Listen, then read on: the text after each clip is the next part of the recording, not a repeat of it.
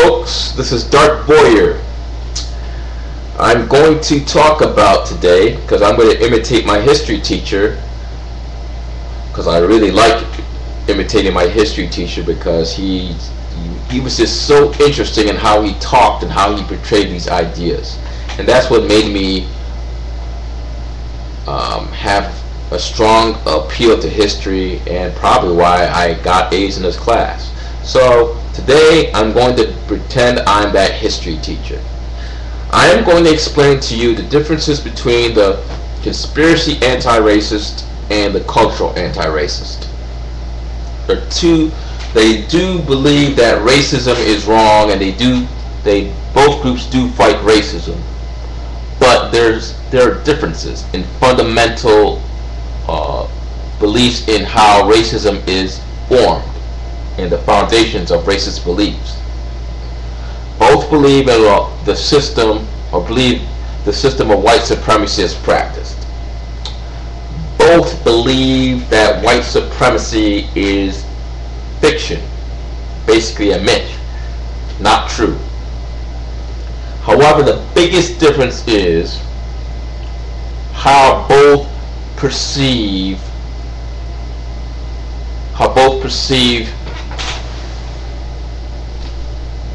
white supremacy being practiced and formed in the white society. The conspiracy anti-racist believes that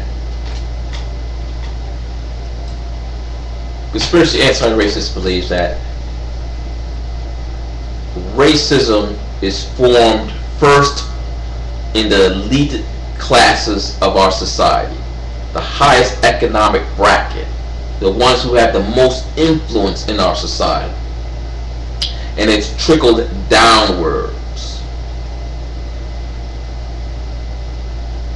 The cultural anti-racist believes that culture creates the racist beliefs, white supremacy, and this is manifested in the government.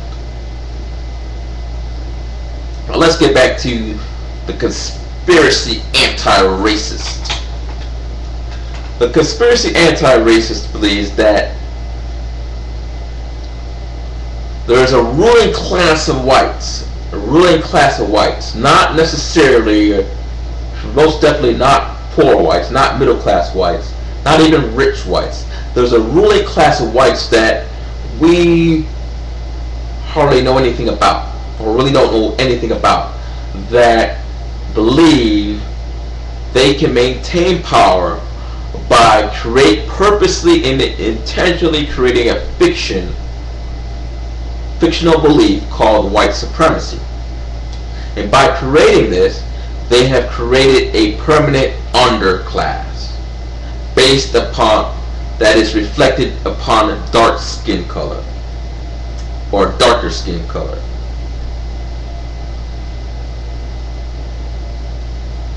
The culture anti-racist believes that the culture first creates racism based upon their cultural beliefs, and the government and the ruling classes reflect white supremacy, racism, based upon the majority of the culture.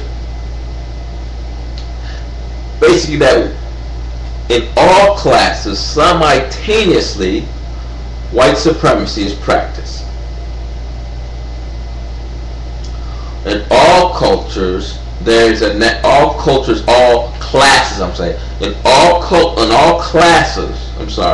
all white classes, there is the same cultural instinct or predisposition toward white supremacy.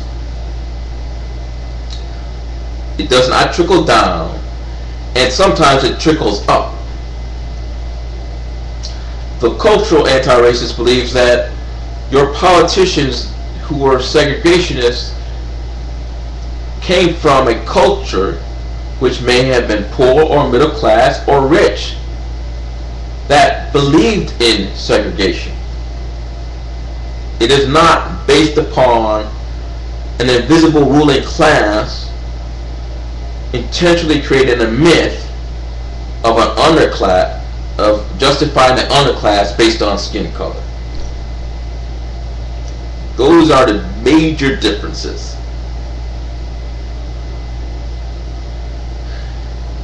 In conclusion, my thing about this cultural racist and anti-racist distinction is that it would be more practical to believe in cultural racism. It's just my opinion, because cultural racism reflects the base instinct of all classes within any race. Conspiracy racism reflects almost a mythological, because I call it mythological as you can't really prove it or disprove it, abstract concept of some foreign power creating myths and fiction purposely to maintain power. So that's just a food of thought. So this is the professor calling out.